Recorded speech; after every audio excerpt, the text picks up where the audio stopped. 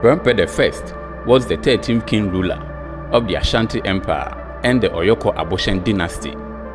King Prempeh I ruled from March 26, 1888 until his death in 1931 and fought an Ashanti war against the British in 1893.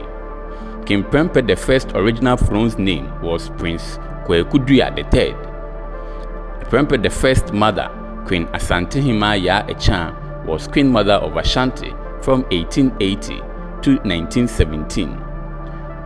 Through a strategic political marriages, she built a military power to secure the golden stool for her son, Prince Prempeh. In 1888, Prince Prempeh ascended the throne using the name Kwekudua III. His kingship was beset by difficulties from the very onset of his reign. He began the defending of Ashanti from Britain. King Prempeh I was exiled to Seychelles Island in 1897.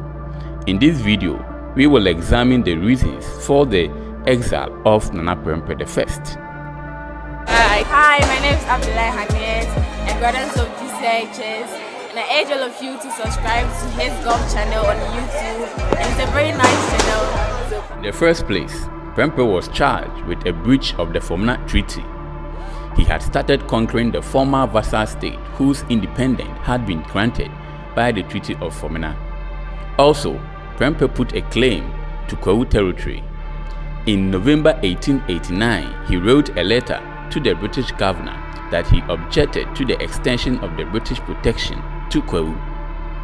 Again, Prempeh sent a delegation to the British governor in July 1890 asking for aid to reassert his sovereignty over the Ashanti states that had broken away. He also demanded that all Ashanti refugees in the British Crown colony must be brought back to Ashanti. Besides, Nana Prempeh made a direct appeal to Dwabin and Kokofu people who had crossed the Pra River to settle there to return home. This method had almost succeeded in reuniting metropolitan Ashanti. The British became alarmed for the restoration of Ashanti's unity would be dangerous for them. Another reason for the exile of Prempeh I was that he rejected the British demand for protection. When a British officer was sent to Kumasi in March 1891 to invite Ashanti to allow his kingdom to be placed under the British protection, Nana Prempeh replied, "My kingdom of Ashanti will never commit itself to such a policy." Also, in March 1894, Nana Prempeh rejected the request made by the British to settle a residence in Kumasi. Nana Prempeh felt that it would lead to the establishment of a British rule over his empire that he was trying to rebuild. Hence, on 20th January 1896, Sir Maxwell marched to Kumasi to have King Prempeh arrested. Historian Randolph gives a vivid description of Nana Prempeh's arrest and submission in Kumasi. Prempeh was told that the governor had no wish to depose him, provided he made his submission as required and paid an indemnity of 50,000 ounces of gold. The governor added that he was waiting to receive that submission at once.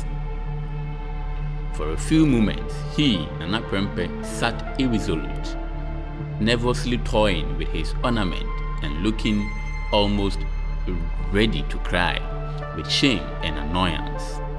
But Albert Ansa came up and held a whispered conversation with him, and he then slipped off his sandals and, laying aside the golden circlet he wore on his head, stood up with his mother and walked reluctantly across the square to where the governor, Sir Maxwell, was sitting.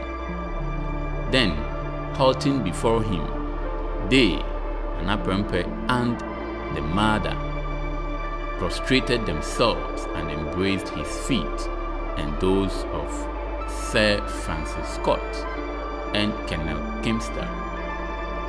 Nana Prempeh had barely regained his seat when, prompted by the answers, he rose again and said, "I now claimed the protection of the Queen of England. Nana Prempeh was arrested and sent first to the Cape Coast Castle and then to the Seychelles Island. He returned to Kumasi not as Asantehene but Kumasihene in 1924. Nana Prempeh died on the 12th of May 1931. If you love this video, kindly subscribe to our channel for more of this educative content. Thank you for watching.